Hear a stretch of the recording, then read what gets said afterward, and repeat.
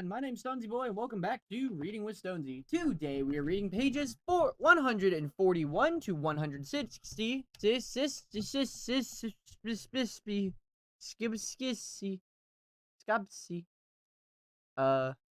141 to 160 of Pizza Kit. Why are my glasses here? I'm still trying to set everything up. As I do this, because I don't have much time to record today's video. I've just been holding back on recording because, stuff, and now I have time, but I don't have a lot of time, so I need to do one video, and I don't think I have the time to do the one video, and it's already been 43, 44, 45 seconds. Oh god, I'm killing time. So without further ado, and 3 coffees in, let's begin.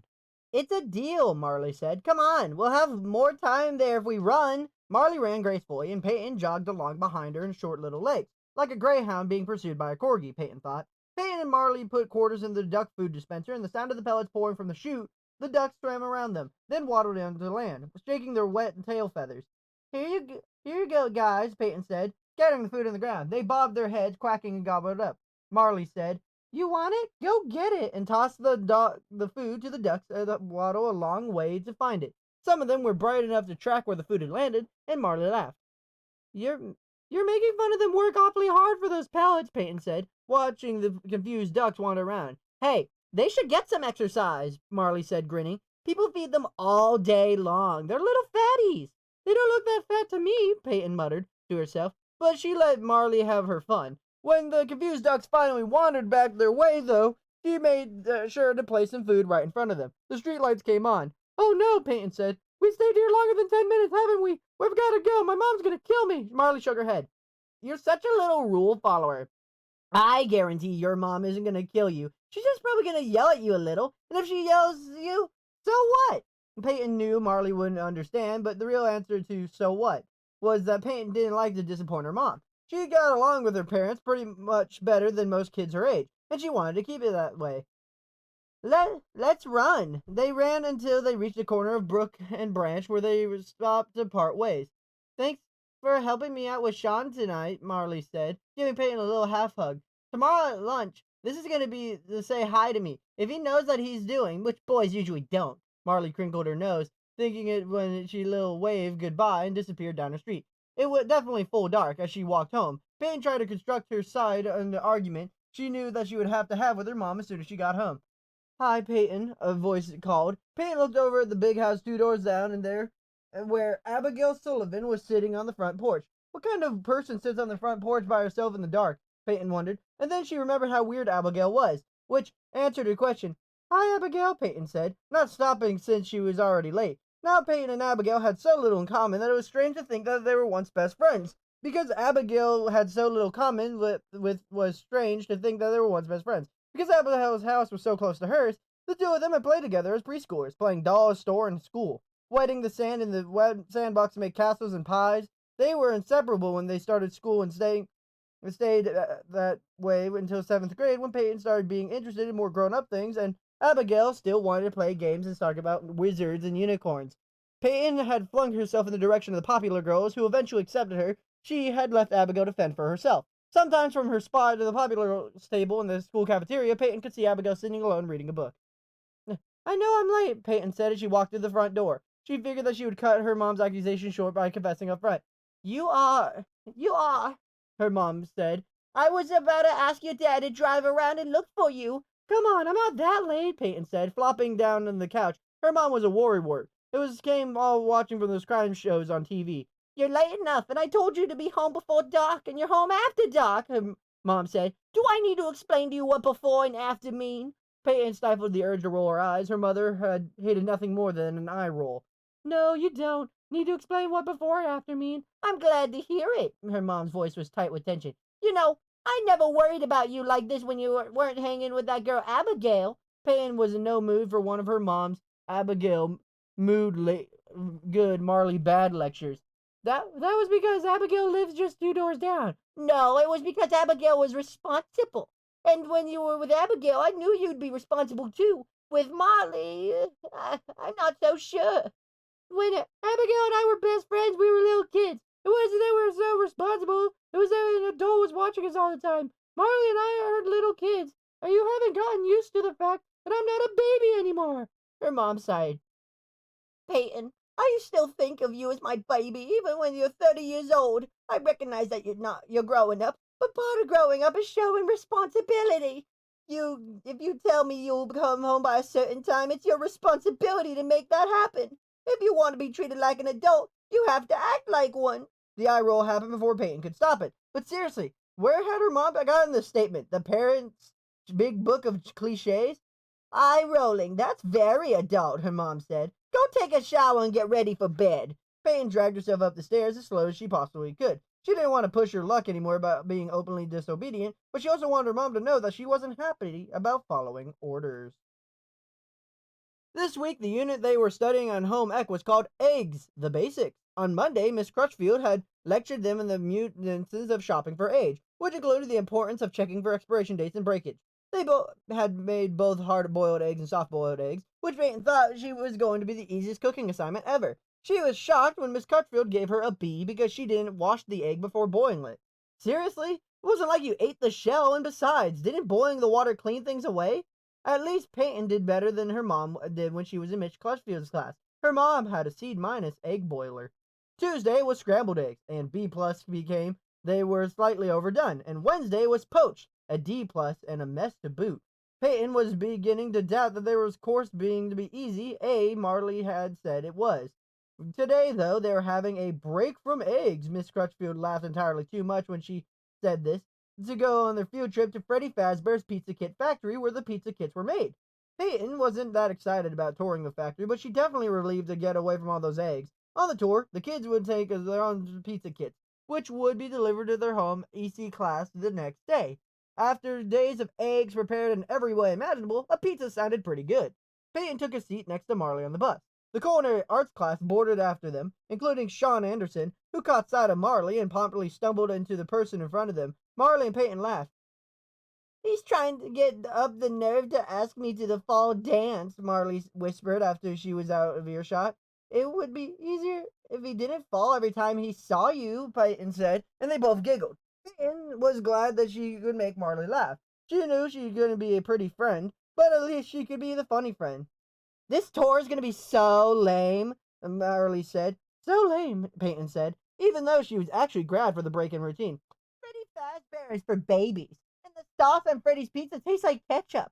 The crust is styrofoam, and I don't even know what the cheese is made out of, Marley yawned. Peyton was supposed to demonstrate that she was already bored with the experience, even though she hadn't happened yet. Dandruff, Peyton said. The cheese is actually the dandruff of Freddy Fazbear factory workers. They just shake their heads over every pizza.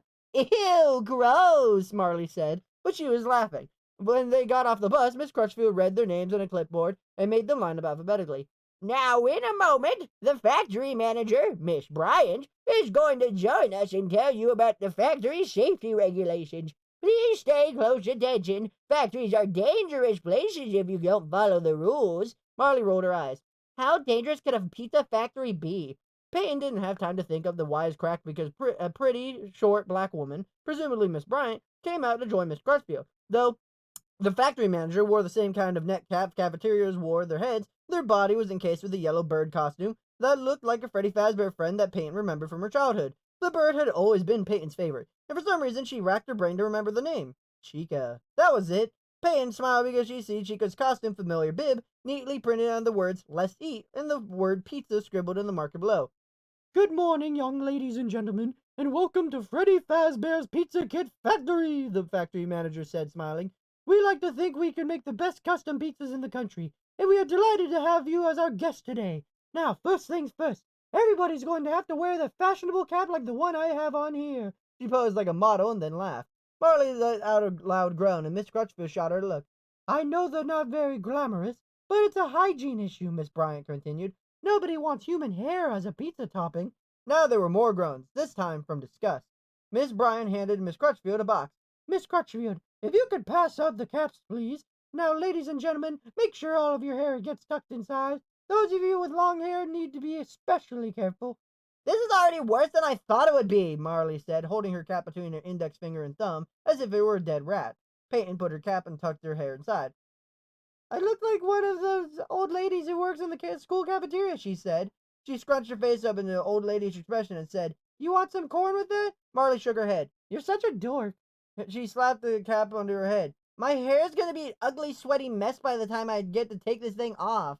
"Now, let me continue to have your attention, please," Miss Bryant said. "There are a number of safety rules for touring the facility. Walk in a straight line and stay with your group at all times.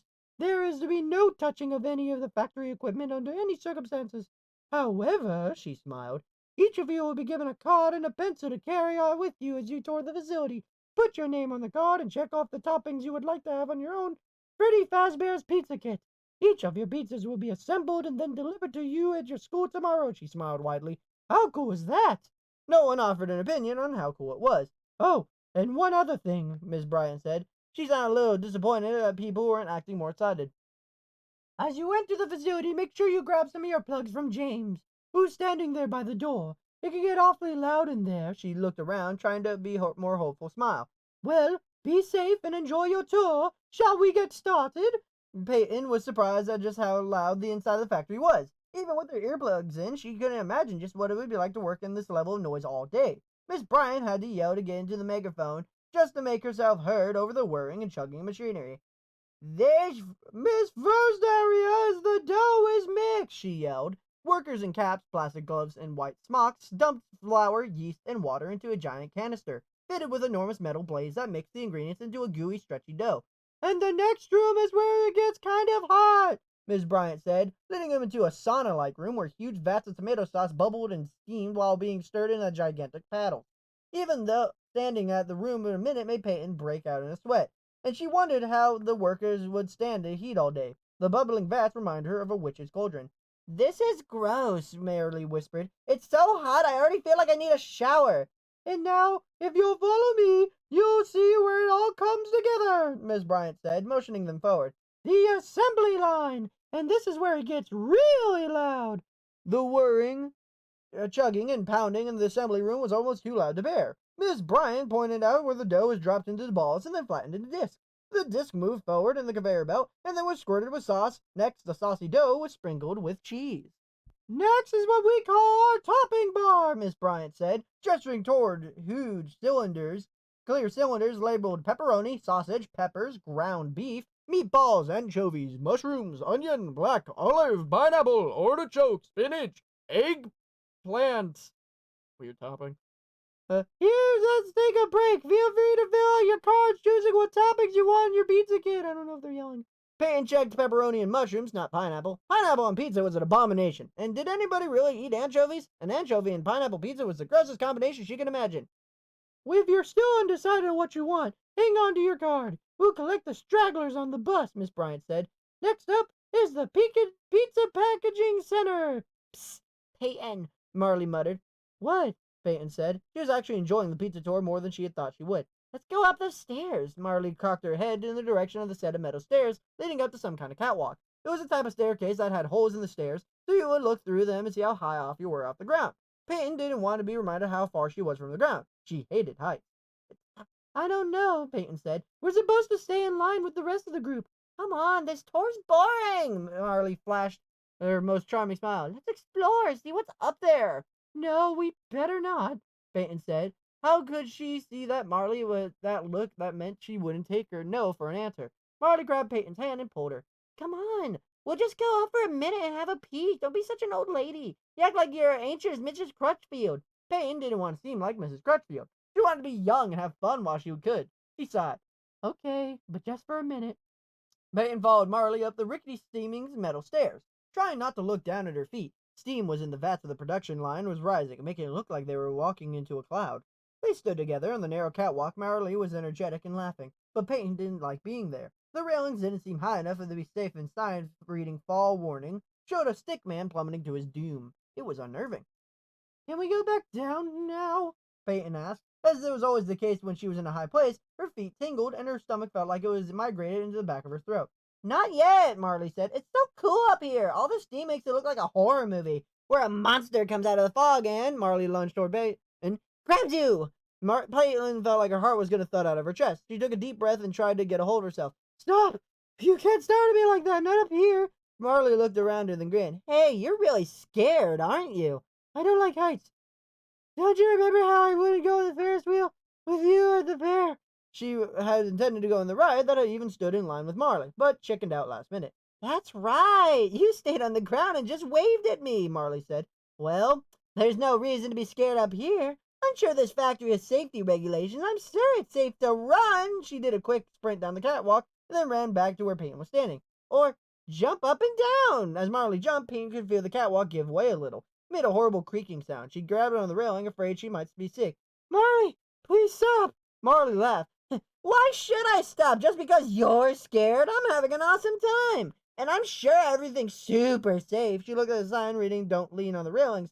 I bet that's even safe. She leaned her back against one of the railing and propelled herself forward to lean into the one on the opposite side of the walkway. The railing wasn't safe. Marley plunged forward and down, disappearing into the rising steam. Peyton screamed, but the sound was drowned out by the whirring and grinding of machinery below. Her heart pounding, Peyton ran down the stairs and looked for her friend. She looked for Marley's injured body on the floor, but there was nowhere in sight. Peyton looked for the steaming vats of sauce being constantly stirred by a giant metal paddle. How hot was that sauce? How deep was that vat? Could a person fall into it? And she struggled to even thinking about the word live. But that would be what she was asking, wasn't it? Could a person fall into one of those vats and live? And her heart, she wanted to believe it was possible, but her brain told her differently. She approached the two nearest vats and tried to sort out the sounds they were making from all the others in the factory. Was it her imagination, or was one of them making a smooth sloshing sound, while the other was sounding more like a slosh thump, slosh thump? She stood and listened for a moment until the thumping stopped. Maybe because it really did, or maybe because it had been her imagination in the first place. She didn't know where Marley was, but there was something thing she did know. If Marley had fallen into one of those vats, there's no way Peyton could get her out. Maybe if she told Miss Crutchfield, somebody would do something, but here, too, her heart and her brain told her something different. She wanted to believe that Marley could be okay, but the fact is otherwise. She had fallen from a good height. Vats of tomato sauce were boiling hot. Several minutes had passed since the incident, which meant it was probably too late. Marley could feel a distinct ringing in her ears, and her vision narrowed to a pinprick. Her parents' endless binge watching of the true crime shows told her that she was going into shock. Her mind whirled. What if she told Miss Crutchfield, and the old woman said it was Peyton's fault, and not talking to Marley down? Or what if it was one of her classmates accused Peyton of pushing Marley in? Marley was beautiful and popular. It wouldn't be too long before kids started to talk, or maybe they think Peyton was jealous, and there would be no one there to see it beside Peyton herself. As if a switch flipped on, Peyton felt herself going into self-preservation mode. It was too late to save Marley, but maybe she could at least save herself? Up ahead, the members of her class were heading toward an exit. She just fell into line. Maybe no one would notice that she had wandered off in a few minutes. She took a deep breath and went in to join her classmates. As they boarded the bus, Miss Crutchfield stood next to the door and checked the students' names off in her list. Peyton had a sinking feeling at the pit in her stomach. She walked past Miss Crutchfield, boarded the bus, and took the same seat she sat in on the way to the factory. It was glaringly obvious that the seat next to her was empty. After everybody else was taking their seats, Miss Crutchfield brought her down toward Peyton with a concerned look in her face. Do you know where Miss Marley is? Miss Crutchfield asked, eyeing the empty seat. No, ma'am, Peyton said. Wasn't quite a lie. Marley hadn't been in one of the vats. Peyton didn't know which one. Miss Crutchfield's eyes narrowed. Weren't the two of you together on the tour? We were for a while, but then we got separated, Peyton said. Once again, not really a lie. They got separated when Peyton remained on the catwalk and Marley fell from it. Marley said that she thought the tour was boring. Maybe she just bailed and walked home. Without telling her best friend? Miss Crutchfield asked. Well, you know Marley. She's pretty independent. Miss Crutchfield was silent for a moment. You have her phone number, I presume. Yes, I do, ma'am. Peyton couldn't tell if Miss Crutchfield was really going to have her suspiciously or if she was just being paranoid. Miss Crutchfield nodded. Call her, please. Peyton's hand shook as she took out her phone and pulled up Marley's name in the contacts list. The phone didn't ring on Marley's end, probably because it had been cooked in a vat of tomato sauce. It looked cooked in a vat of tomato sauce like Marley. Peyton had to swallow hard not to keep from sick. No answer, she said. Miss Crutchfield looked like she knew where there was something Peyton wasn't telling her. Peyton figured Miss Crutchfield had been teaching for too long not to know when a kid wasn't being honest. Finally, thankfully, Miss Crutchfield broke eye contact. Well, I guess I'll have to alert her parents, she said. She turned and left. Peyton was relieved not to feel her penetrating stare anymore, but the relief didn't last. One look at the empty seat beside her was all it took for her panic to return. When Peyton walked into the house, her mom was on the phone. Oh, there she is, she said. She held her phone out to Peyton. It's Molly's mom. She wants to talk to you. Peyton wanted to run, to go somewhere so far away that nobody would ask her any questions, but she had her phone, her hand, and shook the phone. "Hello?" she said, her voice shaking. "Peyton, when was the last time you saw Marley?" Uh, she didn't come home. Peyton already felt like a liar. She knew Marley hadn't come home.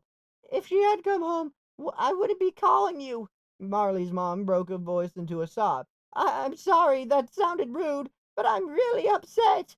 I know, me too. Marley's my best friend." Peyton wiped away a tear. "She sat with me on the bus on the field trip. We got separated on the tour of the factory."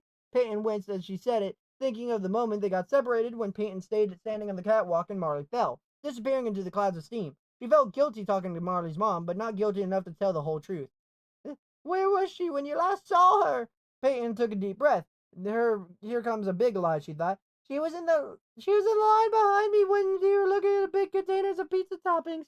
But the next time I looked behind me, she was gone," she said, as she was bored. "So I thought maybe she would bailed. She's done it before." "You're right. That wouldn't be out of character for Marley," Marley's mom said. "Listen, if you remember any detail, any little thing that might help us find her, call me." I will," Martin said. She hit the end on the phone, sank into the armchair, and sobbed. Her mom appeared with a box of tissues and a glass of ice water. "Here, drink some water. It's real easy to get dehydrated when you're upset." Marley accepted some tissues and the glass of water, but her throat was so choked up that it was hard to swallow. "So, she was just there behind you and then she was gone?" Mom asked. Peyton nodded. Her mom sat down on the couch. "You don't think somebody could have taken her, do you?" "I don't think so," Peyton said. "I mean, I didn't see anybody else around." "I don't think so either. Not when I'm being rational, anyway. It's just when you see so much crazy stuff on the news nowadays, it's hard not to get paranoid," her mom said. Gina, Marley's mom, said they've already called the police, but Marley hadn't been gone long enough to be declared officially missing. "I imagine the police will question everybody who works at that factory just to make sure there weren't any creeps lurking around."